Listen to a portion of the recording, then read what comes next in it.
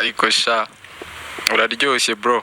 Cyewe ndiyo uraryoshye. Oh yes mbekera meze neza kabisa. Nge sindirya urimo uraba mu nzozi zanjye. Oh yes higo timaramo iki sha nanjye sinzi icyo zimaramo ariko uri kuba mu nzozi zanjye. agaze ibyo ukore kuvuga abantu benshi babikuyebuze cyewe cyane. ridasanzwe Tukaye nene kanze nkubwire nubwo mba ndi kwisetsa bizagorana kongera umutima wanjye gufatisha bro. Sinkubeshye. abyangije none bizagorana kongera gukundana bizakugora. Bizangora kubera ahantu kure nari narageze.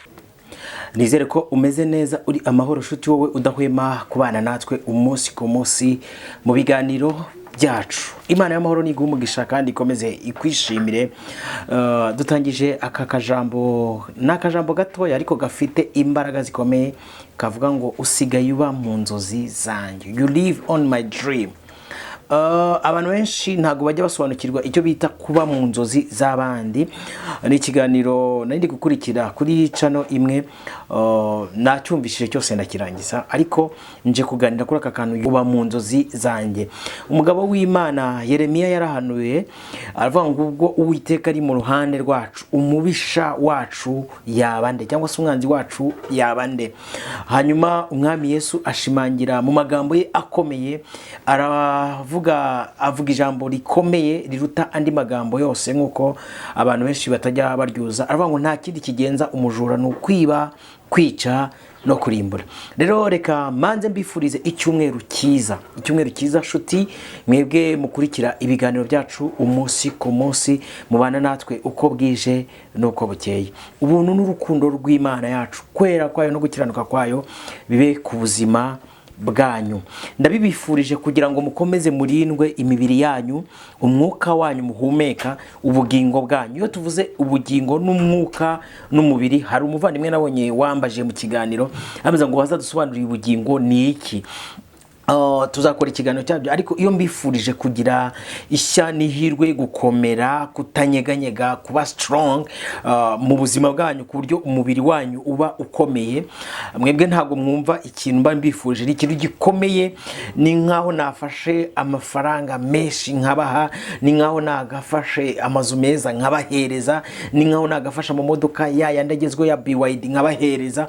Kuko niba hari ikintu gikomeye iyo ubyizeje umutima wawe ukabyizera ko Yesu ari umwami n'umukiza mu bugingo bwawe, ukizera ko umubiri wawe uba amahoro utazaho umugayo. Iyo tuvuze ngo umubiri wawe kuzaho umugayo, abantu benshi ntago bumva ikintu tuba tuvuze. Bivuze iki? Hari umudamu umwe yaraje adusanga ahantu twari duhagaze turi kuganira, hanyuma kugira ngo umve imbaraga z'icyo bita umubiri kubaho utariho umugayo. Uwo mudamu 2017, 18, 19 yari umudamu wirabura mwiza w'igikara kinyomoye cyiza. Hanyuma aza guhirwa abona amafaranga, hanyuma aza kwitukuza arikologa, donc arahinduka aba inzobe yaka. Kimwe mu bintu bivuge ngo umubiri wanyu utazaho umugayo, afite umwana w'imyaka 2, donc umwe n'igice hafi 2, ariko intambara isigaye iriho nuko uyu mwana yabyaye. Muri societe bari kuvuga ko uyu mwana ataruwe kubera iziye mpamvu. Donc umwana yaravutse aza yirabura kuko umuntu w'imbere utariho umugayo we donc afite igikara, ariko umuntu w'inyuma ni inzobe yaka inyomoye na bwa bukonjo bwa hano abantu bajya bareberaho. Ntabwo wabona donc amavuta yaramuhiriye kuko ahenze. Bivugiye iki rero sasa? Iyo mbasabira bene data dufatanya uyu murimo, dukundana, tubana kuri izi mbuga nkoranyambaga, mba nifuza ko imibiri yacu itajyaho umugayo mu buryo bwari bwo bwose. Nifuza ko ubugingo bwacu, iyo tuvuze ubugingo, nahangaha nshaka kuganira. Uyu muvandimwe nakuri iki kiganiro cye, muribuka ndi mu bantu bababajwe n'inkuru ye mukora n'ubuvugizi kuri YouTube, yitwa Titi Brown. Icyo gihe ndumva nakoraga kuri indi channel y'umubyeyi umwe yitwa Maxmed. Even no kuri ya Danuba narakoze ikiganiro mukora ubuvugizi bitewe nuko nabonaga ari umwana uri mu mage, uri mu makuba, uri kurengana, ufite abavandimwe agomba kureberera kandi wavamo umuntu w'umugabo. Rero narababwiye ngo ubuzima bw'abitwa ibyamamare aho bava bakagera, yaba aboroheje bo ku rusengero iwanyu, mu kazi iwanyu, donc umustar wari we wese ahava akagera, Imana imushyiraho cyangwa se imuha iyo nyenyeri yo kumurikira abandi kurusha abandi kugira ngo ababere ubuhanuzi. Donc lifestyle ye, ubuzima bwe bwa buri munsi bube ikigisho kuba nicyo biba bimaze. Yavuze akantu gakomeye, aravuga ngo umunyamakuru uri kumukoresha amuga ngo usigaye uba mu nzozi zanjye. Donc ibiri kukubaho ubundi ninge byakabayeho exactly. Ibi bintu rero suyu bibaho wenyine, n'abantu benshi bibaho. Nicyo nje ngo tuganire, narindi kubifuriza icyumweru cyiza. Mugire weekend nziza, abarwayi mwihangane Yesu abiteho abamurikire, abafite ubukene mwihangane Yesu abiteho abamurikire, abafite ibibazo by'inzara Imana ibagaburire, abantu mufite intambara mu miryango, hari ukuntu abantu bahura n'intambara muri famiye ugasanga umugabo ntari gushaka kuvugana n'umugore, bari gushyamirana kugera ku rwego umwe yumva yajya gusasa icyumba cye n'undi cyumba cye. Uwiteka niyongera bungira imiryango. Ndumva nshaka kubaturaho iby'imbaraga mbere yuko nkora iki kiganiro, ubuntu bw'Imana n'urukundo rwayo bikabatwikika bikaba forever. Yesu ashimwe. Ahantu muri nukuri, I wish you weekend, mbifurije icyumweru cyiza, mbifurije how can I tell you, mbifurije ubuzima bwiza, ubuzima buzira umuze. Yesu abishimire mu magambo makeya, Uwiteka agira gute arishimira. Imana ibamugisha. Rero reka twinjiye muri iki kiganiro. Ni ikiganiro kitaraza kuba kirekire ariko ucyumve witonze, ucyumve uwuza. Umuntu mu buzima busanzwe abafite imbaraga zo kurinda ibye, kubicunga. Niba ari iyi kamera yanjye nkabanyicunga, nkamenya ngo ntago umuntu wese waza kunira iyi kamera napfa kuyimuha. Niba ari machine nkoresha, niba ari microphone, televiziyo dufite mu rugo, donc ibi entourage y'ibintu byacu dufite tuzi kubicunga ibyo twagezeho. Nukuri buri muntu wese abazi kurinda ibintu by'imyenda ye, telefone ze, every person ubwo bwenge arabufite. Ariko niba hari ikintu kimbabaza kikambabaza kugera ku rwego mw'abantu b'Imana mwe nakira telefone izimpamagara zimbwira ko nzarimbuka, izimbwira ko nagikijijwe ngo kubera inkuru mba ndi gukora nk'uko nguko wenda mbamereye kuri ya Titi Brown, izi nkuru nukwiye kuzikora. Ejo hari wandoteye ngo abona ngo Imana yanyambuye ubugingo. Reka mbabwize ukuri, nagiriwe amahirwe, Yesu aranyihishurira. Kandi muri njya bango Yesu aramfata akankomeza kuko nkunda bihebura. Nanjye mu bantu Yesu akunda, nanjye kandi ndamukunda. For really Jesus, I love you. Sibyo, ndagukunda pe, uri umwami wanjye, uri umukunzi wanjye, uri umunezero wanjye, uri ibyishimo byanjye, uri hobby yanjye. Donc ni wowe nubatseho, uri urutare nubatseho, uri inkomezi. Donc uri byose kuri ngewe. Buri muntu wese aba afite umuntu akunda. Njya mbona abakobwa batera abahungu imitoma kagati, ni wowe byose, nanjye Kristo. Mbere yuko madama aza, mbere yuko mwashuti mwe muza, mbere yuko mumenya kuri YouTube, Yesu it's my best friend. Ni inshuti nziza, ni brother, ni papa wanjye, ni byose mbega. Donc sinabona uko muvuga. Rero ndamushimira ko yamaye kumumenya, ndamushimira ko yamaye kumuhishurirwa, kandi agenda nyongera buri munsi kubw'ubuntu bwe bwinshi. Donc n'urukundo rwanjye kankoresha iryo jambo sinabona uko muvuga. Na Dawidi yaravuze ati ntago nabona ukuntu nyisobanura, yitwa ya nanjye Yesu ni byose, ni all of for me, ni byose kuri nge, ntago mfite ubusobanuro bwo kumusobanura.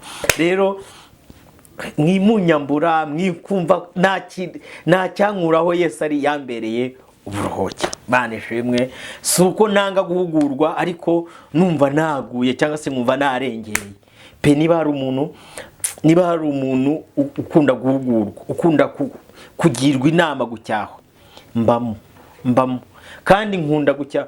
Buriya umuntu bizi cyane, umuntu reka mbaho urugero rwa abantu bazi ko nkunda guhugurwa pe, pe hari umumama umwe nakoreka mwiyoreka ne kuri muvuga kuri kamera sibyo, ariko nakona n'ikintu bitwaye sibyo.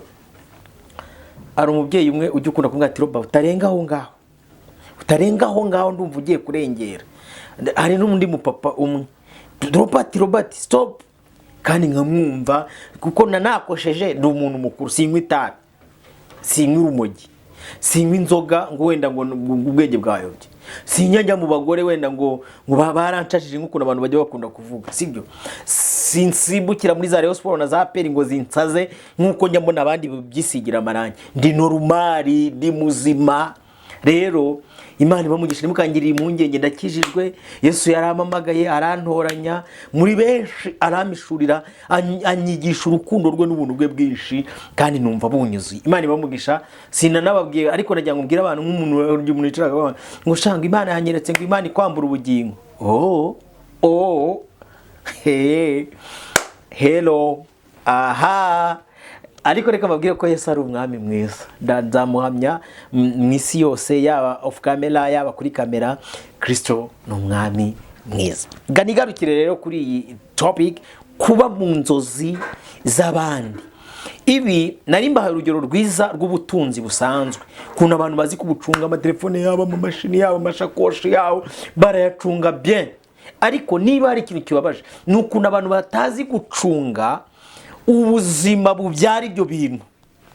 Kasubiremo aka kantu kugira ngo mukumeke neza, nuko abantu benshi batazi gucunga ubuzima bubyara ibyo bintu. Yes ashema. Most people ntago abantu bazi gucunga havuye telefone, kuko mbere yuko uyitunga, mbere yuko uyigira, muri wowe harimo inzozi zo kugira iyo telefone nuko nisa. Abahanga rero nibo Yesu yavuze ngo umujura nta kindi kimugenza n'ukwiba. Fast.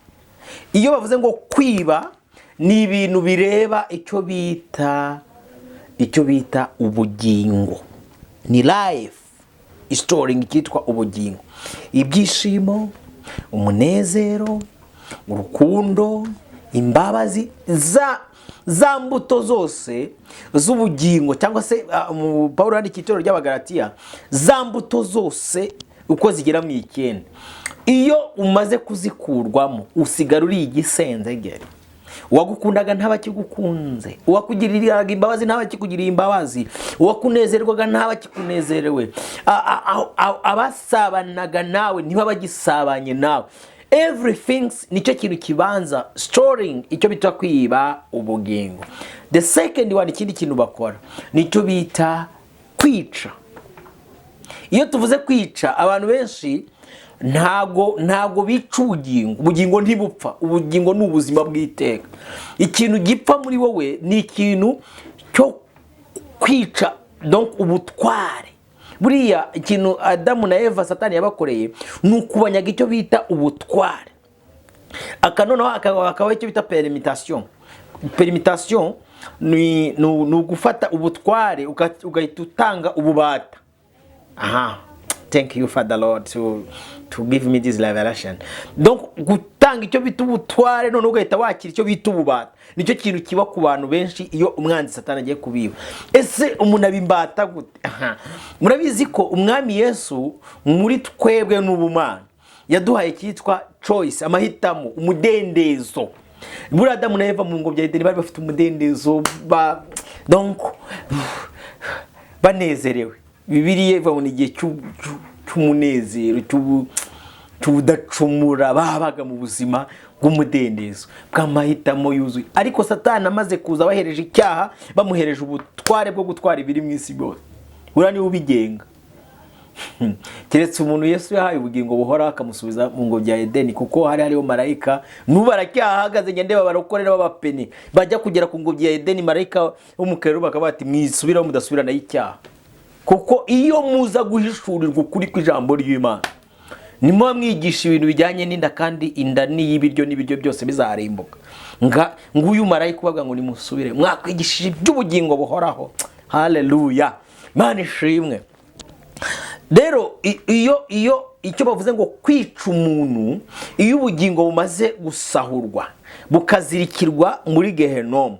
Wa muntu asigara afite umworera wo gushaka kongera kuba nk'uko Imana yavuganaga nawe kera. Buriya niyo mpamvu muzitegereze abantu benshi bakunda kujya ahantu abahanuzi bari. Ntago ari imbaraga z'uko abahanuzi ari abantu badasanzwe, nuko abantu bari baramenyereye kumva ijwi ry'Imana iza kuganira nabo mu mafu ya nimunsi, igahita itandukana nabo ikanabirukana mu ngobyi ya Edeni.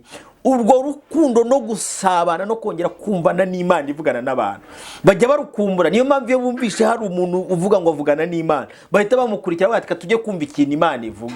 Ariko reka mbabwire ko Imana yashinye kongera kuza kubana n'abantu. Haleluya, Imana ishimwe. Bibiliya ivuga iki? Iravuga ngo Imana yafashe rya hema ryayo irarimanura uburiri kumwe n'abantu. Hari abandi bantu tuvugana n'Umwami Yesu, hari abandi bantu dusabana n'Umwami Yesu, tuba mu buzima bwo kongera gusabana n'Imana. Ubundi abandi bantu mutari mu buzima bwo gusabana n'Imana mubayeho mute? Tuganire, Yesu ashimwe. Hanyuma iyo umuntu bamaze kumunyaga agasigara ari igisenzegere, bakamukuramo umunezero, ibyishimo, nahangaha nk'uyu nguyu yatangira kuvuga ngo ngiye ngo ndumva ngo nazongera gukunda, ngo ndumva ngo narakomera. Yes, barakwibye, bagukuyemo ikindi kintu gikomeye. Ubu uri igisenzegere nyine, nta rukundo. Nuzakuzaho ntabwo uzaba umukunda. Dufite abantu, kugira ngo abantu babyumve neza, ubu dufite abandi bantu bambara amavara, bakambara amakote y'ubukwe, ariko icyo cyicaro abo bantu bicayemo hari abandi bantu bari bakwiye kuba barakicayemo. Ako kubera icyo bita kurangara no kunyanyagiza, icyo bita kunyanyagiza itarana Imana yabahaye, bamwe bakanazitabika. Ubu dufite abantu bari mu ngo z'abandi batagakwiye kuba bazirimo. Dufite abantu bicaye mu tuzi tw'abandi batagakwiye kuba baturimo kubera uburangare n'ubujiji bwo kutamenya gucunga ibyo mu mwuka, bakamenya gucunga ibisanzwe byo mu mubiri. Kabuzi kubika diplome yawe neza kugira ngo imbeba zitazayirya, ariko utazi gucunga igituma ibona akazi. Ntago imbaraga ari ukubika diplome, imbaraga ni ugukoresha diplome. Kuba ufite amadiplome ngo zero, ngo ufite PhD, ufite n'ibindi ariko zibitse zidakora akazi. Abana b'abahungu batigeze banarangiza mu mwaka wa 3 ibyo wagakoza akaba aribo babikora, kandi ugasanga bari kuba clapping babahereza amasaruti bati murakaze mwana, muri abantu ba danger. Birasaba ko abantu bamenya kwiga kurinda ibyo mu bugingo. Iyo rero bavuze kwica, abantu benshi ntabwo bajya bamenya ibyo ari byo. Kwica ni ugufata umwuka, niba wayoborwaga n'umwuka wera, Satani agahita gukora perimitation ugatangira kuyoborwa n'umwuka wa Satani. Aho ubupfuye, icyo bita gupfa, uhagaze. Kurimbura rero abantu benshi ntabwo bajya bamenya ibyo ari byo. Kurimbura ni ukurangizanya n'iyi duniya. Uzumva abigisha avuga butumwa benshi bari kuvuga nicyo bitiye umubiri barawurimbura ukara ngo tugihumeka ngo dushobora kwihana. Isemiye akose urihana wamaze kuba igisenzegere, urihana wamaze kuba igipfu gipfuye gihagaze, urihana usigaje umubiri nawo utakiri. Ari ukuntu umuntu asiga, simujya mubabona, njya nanga urugero nka bateye urusengero, hari abantu Imana yahaye urusengero bararukodesha bakarukodesha, twazagera irange ryabara kurushira ukajya ubona umuntu sinzobe zigikara. His Excellency yaravuze ati hari umuntu bareba akabatsaba n'abafana bamukura. Umuntu ibaza Imana nigeze ikora type y'umuhondo ukabona umuntu yabaye umuhondo. Abantu b'abahungu hano ntuye hirya hano gatoya, abantu bajya arindiri yabo usanga bari sagi masa meze kujya baba we bati Imana uyu nguyu usije. Ariko nta hantu Yesu atakura. Aba bose baba baragiye bibwa bastoringa, bakira utwana dutoya barimo bakakubita, bakira utwana dutoya abo barerewe kubera ubuzima bw'upfujya kwacara, bagikura bakimara kugimbuka arakana kagere mu myaka y'ubugimbuke kurubyiruka kweta, ku buryo umuntu agera mu myaka 25-26 baramaze kumugira igisenzegere, baramwibye finitermine, nta kintu na kimwe kibereye. Rega n'abavuga butumwa nuko nari ndi kubabwira ngo hari igihe abantu ngati Robert nimudacunga nugucunga nijango, udacunga baza bagutwara bakwiba. Nizo n'abavuga butumwa barangiye asigaye avuga akaba ari ukuvuga ngo biraho gusa va akaba wumva nta n'icyanga kirimo nyine YouTube imarika ayo mafaranga ye cyararangiye. Inzu harazicanyemo imyotsi igaragara n'inyuma hose, ndavuga imibiri yabo. Kwica rero no kurimbura no kurangira muri gihe no fini. Hari abasinya amasezerano byararangiye batateze kugaruka kuko ijambo ry'Imana banga umukiranutsi wanjye nasubira inyuma akava mu byizerwa umutima wanjye uzamwishimira. Hari abantu bava mu byizerwa, kuva mu byizerwa no gufata decision bati ngiye ibintu nizeraga ko Yesu ari umwami n'umukiza w'ubugingo bwanjye, ko nzakizwa nawe, ko ubugingo bwanjye bubikanywe nawe, yanciye imanzi mu biganza, nta marembo y'ikuzimu yazi ko donc ukabitsa ijambo ry'Imana mu mutima wawe, Yesu Kristo muri umwe. Gufata umuntu bati guhera uyu munsi ngiye wapi, ngiyewe mbivuyemo, nge nizera ko hari Imana y'u Rwanda, nizera ko Imana ya Yesu nadafite imbaraga wenyine, nafatanyije nizereye muri Elena White, nizereye muri ba dadi bacu Kigali hano na ba mami, nagera mu ijuru nahetswe na nyina wa Yesu. Ibintu nk'ibyo yasashe. Haleluya. Mbari kubaganiriza ariko babwira ngo buri muntu wese akwiye kumenya kurinda donc ibintu byo mu w'imbere. Ibi rero niyo mpamvu wumva benshi nimuzajya mugira ngo bano bagore n'aba bavuga butumwa benshi babanuka ngo Robert ngo twubwirije ijambo ry'Imana wivuga kuri ibyo bintu, mugiye ngo urukundo babankunze narabanetse, nta rukundo bamunkunze, ahubwo nuko mba ndi kubamenera amabanga yanyu mwabajura mwe